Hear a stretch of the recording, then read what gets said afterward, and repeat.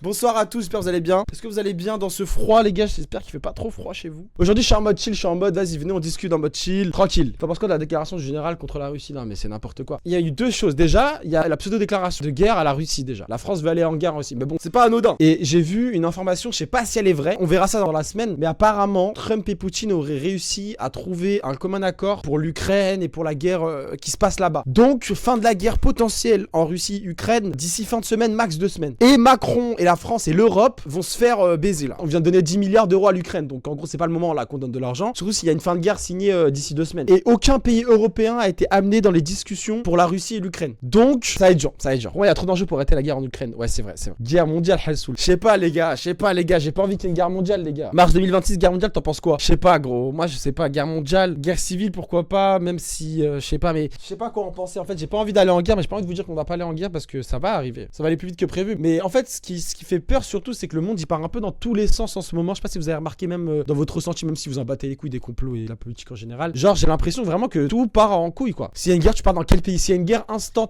je me barre en Australie. Vous savez pourquoi? D'ailleurs je sais pas si les gens le savent cette information là, mais vous savez que absolument tous les milliardaires du monde ont des bunkers en Australie. Donc il y en a qui ont des bunkers en Australie et dans d'autres pays, mais il y en a qui ont que en Australie. Et l'Australie c'est quelque chose d'intéressant. Je me dans les montagnes d'Algérie avec des moutons, mais gros l'Algérie sera dans la guerre mondiale, comme le mot l'indique je pense. La Russie a récupéré 4 régions ukrainiennes et le président ukrainien il a récupéré des milliards. Les deux sont gagnants. Ouais c'est vrai. C'est comme Von Leyen, la meuf là, la présidente de l'Europe, Von Leyen, je sais plus comment elle s'appelle. Vous savez qui est? C'est le diable, hein. On est d'accord là-dessus, hein. Tout le monde la déteste dans le chat, j'espère. Vraiment, faut pas l'aimer, cette personne-là, c'est le diable en personne. Qu'on soit bien d'accord. Elle a même pas été élue, frère, et c'est elle qui va nous dire que on doit voter, que le vote c'est super important, alors que même elle a été élue par personne, gros. Elle a été élue que par 9 dirigeants qui ont voté pour elle. Avant ça, elle était bras droit d'Angela Merkel. Vas-y, elle casse les couilles, frère. Elle est là, elle se permet de donner des directives. Je vous ai dit, déjà, Van der Leyen, elle est partie là en Ukraine, elle est allée sur les champs de bataille en mode dans les usines où ils font les armes. Hollandaise de merde. Et hollandaise de merde, frère, c'est une hollandaise de merde. Et comme j'ai dit, en fait, quand j'ai compris, parce que je me suis dit, mais en fait, elle, comment elle est arrivée à ce statut de président de l'Europe? Bah, j'ai cherché, j'ai regardé. Frère, ça s'est passé en mode, elle était bras droit Angela Merkel pendant je sais pas combien de temps en Europe. Il y a eu un vote, c'est comme ça qu'on nous le vend. C'est comme ça que ChatGPT m'a dit. Il y a eu un vote entre tous les dirigeants européens, ils ont voté pour elle. Est-ce que vous, ça vous dérange quand il y a un mec qui vient et vous dit, eh, moi, je crois aux fantômes. Après, comment vous appelez les fantômes comme vous voulez, hein, mais je crois aux djinns, je crois aux démons, je crois ou je sais pas quoi. Est-ce que vous êtes en mode, ah, mais dis n'importe quoi là? Ou est-ce que vous êtes en mode, ok, j'écoute? Ou est-ce que vous y croyez? J'y crois ça. Non, est-ce que vous y croyez ou vous y croyez pas? Moi, c'est ça la question. J'y crois pas forcément, ok, mais ça me choquerait pas, ok. J'y crois, occulte les djinns, shaitan, c'est réel, ok.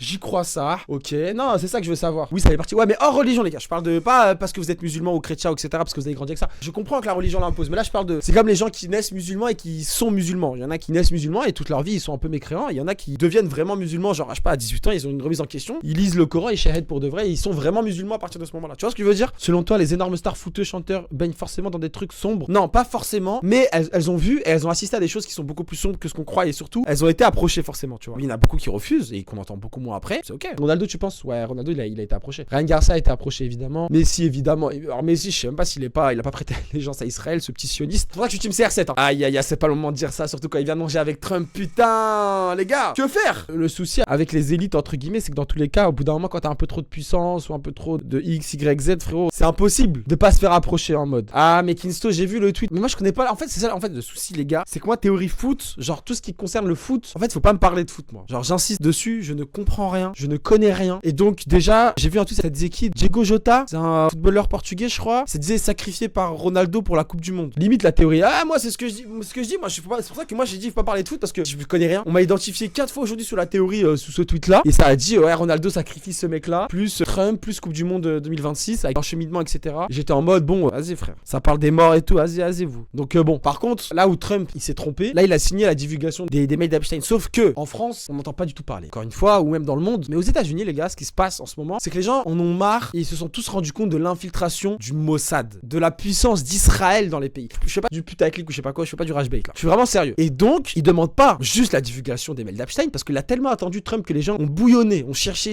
bouillonné, cherché, etc.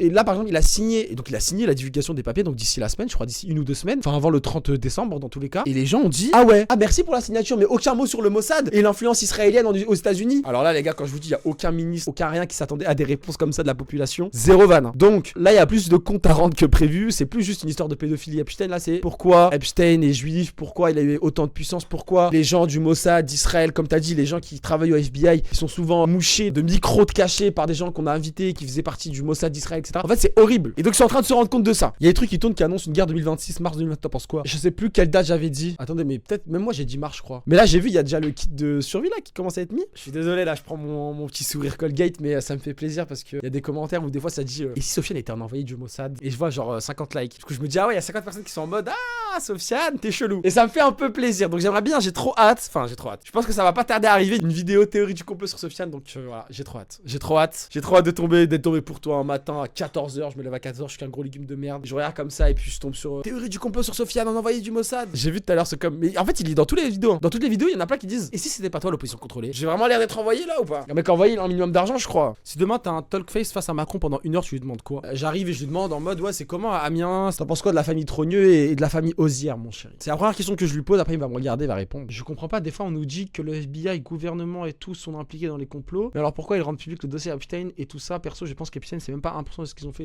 Tu connais? Parce que c'est une bataille de factions qui se passe en off. Donc, il y a plusieurs factions satanistes qui se battent et qui sont à base de. On veut le monopole de l'élite un petit peu. Sauf que ça marche pas comme ça. Donc, tout le monde se venge de tout le monde. Et pour se venger là-haut, c'est pas genre je te tape ou je t'insulte ou je te bloque. C'est je balance un gros dossier au public sur toi. Et quand t'es dans le pétrin comme ça, comme le FBI, il a vraiment le cul entre deux chaises. Si la population parle, t'es obligé de l'écouter entre guillemets. Ouais, c'est ça. Y a pas un clan. C'est exactement ça, Gobez. C'est plusieurs clans qui cherchent à avoir le pouvoir. Et c'est pour ça que j'avais dit que pour moi, on va ressentir cette guerre de factions l'année prochaine dans la population. Parce que ce qui se passe en off, les gars, c'est vraiment hard. T'en penses quoi de Charles de Gaulle? Charles de Gaulle, top. Mais c'est comme la plupart des présidents qui ont été top pour la France. Souvent, c'est top pour la France, mais pas ouf pour l'Afrique. T'en penses quoi de Jean-Marie Le Pen? Il avait capté le combat bien avant tout le monde. C'est ça qui est intéressant. Et ce qui est intéressant, c'est de savoir pourquoi on nous l'a vendu comme le diable. Parce que vraiment, moi, quand j'étais petit, Jean-Marie Le Pen, c'était le shaitan. Et après, quand tu te renseignes un petit peu, tu fais ah, ok. Est-ce que tu trouves que les wrestlers se focalisent sur les musulmans ces derniers temps? Bah, en fait, le problème, c'est que même aux États-Unis, alors pour la vanne, il y a un mec aux États-Unis, pareil, pointeur, pédophile, bref, j'ai pas envie de vous faire le truc. Il s'appelle Jake Lang. Zéro vanne. J-A-K-E Lang. Comme Jack Lang français. Le Jake Lang américain, du coup, lui, c'est un grand patriote américain blanc, chrétien, c'est important que je le dise, et qui œuvrait pour une anti-islamisation de l'Amérique, anti-immigration, anti-tout, vraiment patriote de baiser. Et Jake Lang, du coup, à cause de l'histoire de Jack Lang, donc en France, comme je vous ai dit, ils sont en train de chercher des liens entre Epstein et Jack Lang français, et bah, ils sont tombés sur le Jake Lang américain. Et le Jake Lang américain, en faisant quelques recherches, ce grand patriote américain, ce grand chrétien fervent défenseur du christianisme, bah, on s'est rendu compte qu'il servait Israël. Et c'était un juif depuis petit, et qui fait semblant. Et donc c'est pour ça que les gens se sont posé des questions, parce que là, il s'est retiré un peu de la truc politique, mais personne entend trop parler de lui, parce qu'il y a trop Epstein qui prend le buzz. Mais c'est pour vous dire qu'il y a des gens qui utilisent le christianisme pour rameuter tous les chrétiens avec eux, et viser une cible qui n'est pas la bonne cible à viser. En l'occurrence, là, c'était les Noirs et les musulmans. Et les Mexicains aussi. C'est quelqu'un qui fait partie de l'élite, qui s'est fondu dans la masse, et qui change de combat. Pour les Anunnaki, je vais y aller très simple, efficace, et j'essaie d'être le plus court possible. Parce qu'en fait, les Anunnaki, il faudrait que je fasse un live entier sur eux. Qui sont les Anunnaki, et d'où viennent-ils, qui sont-ils, etc. Les Anunnaki seraient une ancienne civilisation, même la première civilisation dans l'univers, et elle nous aurait créé les humains. Laissez-moi terminer. Les Anunnaki feraient partie d'une planète, d'une 10e planète du système solaire, qu'on ne connaîtrait pas, et passeraient tous les 3000 ans sur la Terre pour vérifier que les humains se portent bien. Et donc les Anunnaki sont des êtres intelligents, sont des êtres plus avancés que nous. Ouais, c'est exactement ça, Rimke. C'est pour ça que moi je dis, j'insiste les gars, j'insiste. Je suis musulman, etc. Tout ce qu'on voulait, mais j'aimerais bien que on ne mette pas la religion dans les complots. Quand je parle de complot, moi c'est pour ça que je donne des... Genre là on me demande d'expliquer les théories des Anunnaki. Après il y a un nombre de blasphèmes dans la théorie incalculable. Mais je l'explique avec des termes pour que tout le monde comprenne, ok? Donc les Anunnaki, voilà, seraient ces gens-là. Ils nous auraient transmis le savoir, la sorcellerie, etc.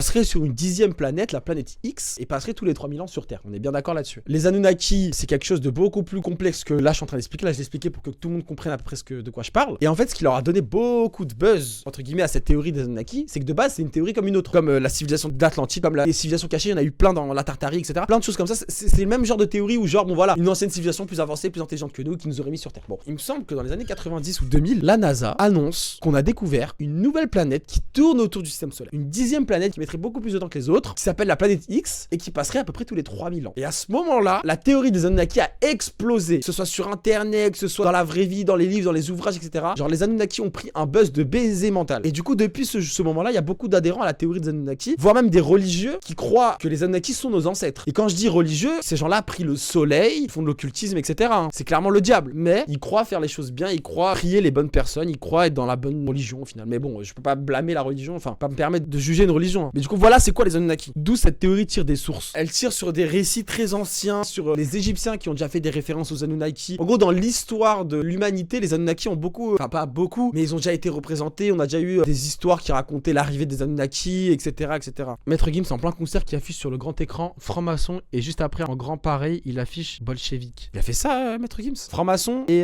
mais wesh il est balade lui. Et Maître Gims c'est terrible hein. Maître Gims c'est un gros sataniste les gars. En fait moi de base quand j'étais petit c'est vraiment quelqu'un qui m'intriguait beaucoup avec ses lunettes et tout, mais quand j'étais petit et que je regardais des trucs de théorie du complot, enfin je regardais pas de théorie du complot justement, je regardais des trucs avec le pacte avec le diable, j'aimais trop le monde invisible, occultisme et tout. Genre je me disais c'est pas possible. Et Maître Gims, dites-vous que c'est la première personne sur qui j'avais entre guillemets enquêté hein. J'avais tapé Maître Gims sans lunettes, c'est tout ce que j'ai fait. Mais Maître Gims, j'avais fait ma petite enquête grâce à Instagram et tout à l'époque. Mais Maître Gims était clairement dans les bails de chaman, dans les bails de sorcellerie. Il avait des photos avec des lunettes où il pleurait du sang. Genre déjà moi à l'époque, je trouvais des trucs genre chelous dans ses rituels et dans ses voyages, ses allers-retours, etc. Au bled et tout ça. Et donc ouais bref, Maître Gims pour moi j'ai toujours eu un truc bizarre avec lui, etc.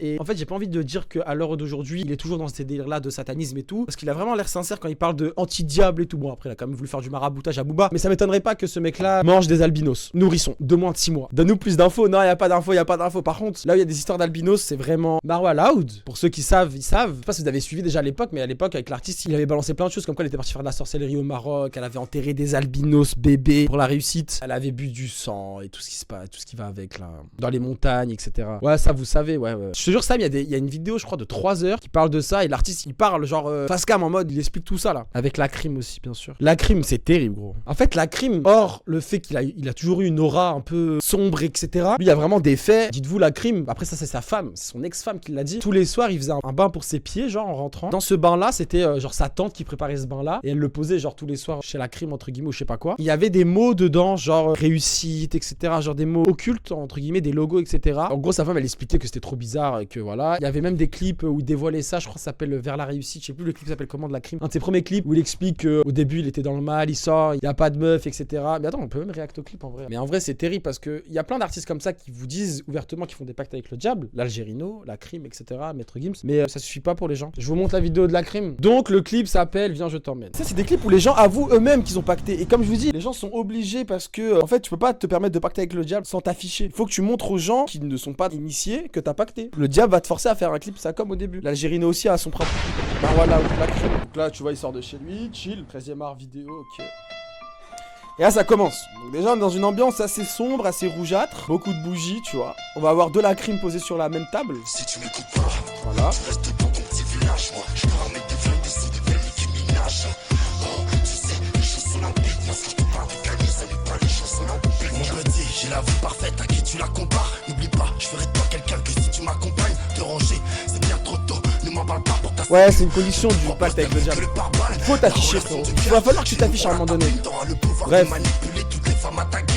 En gros, je vous laisserai aller regarder le clip vous-même, ok? Pareil pour l'Algérino, les gars. Par exemple, Autoroute de la vie. Je vous le mets aussi quelques minutes, quelques secondes, histoire que vous captiez et que vous allez regarder vous-même. C'était il y a 16 ans, ça. C'était il y a 16 ans. Donc là, la métaphore, c'est l'autoroute de la vie. Lui, il parle de ça en mode autoroute de la vie, comment il a fait sa vie, etc. Donc on va avancer un peu. Là, il rencontre sa femme, en gros. Tu vas, je sais pas pourquoi je m'arrête, je ressens un truc au fond de moi, elle me répond. Moi, je suis ta femme, celle qui te chérira toute ta vie. Ensemble, on va construire un empire. Je te dois le respect, comme toi, tu me le dois. Donc là, ça va pour l'instant.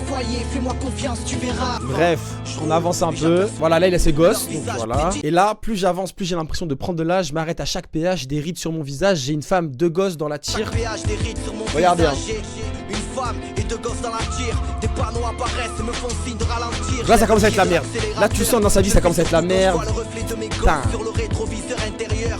Faut que je les assume, que je subvienne à leurs besoins. Il faut. Pour Dieu, j'ai besoin d'être faite, qu'il ne manque de rien. La main sur le volant. Pour l'instant, ça va. Souriante, j'allume une clope et un signal clignote sur le Là, tableau ça commence. de bord. Là, ça commence à être la merde. Presque plus d'essence, il me reste un peu d'argent, il me faut du carburant. Il y a une station à quelques bornes, je prends la voie de ralentissement. Je décélère, pour l'instant, tout se passe bien. Vu que la chaussée est glissante, j'arrive à la station. C'est là, les gars, je mets c'est le là. plein de carburant, je m'apprête à monter dans mon break et repartir quand un gars pose sa main sur mon épaule, il me dit attends, veut que je lui accorde un instant. Il était sapé classe, costard, cravate, mocassin noir, attaché case, le regard traversant ses lunettes noires.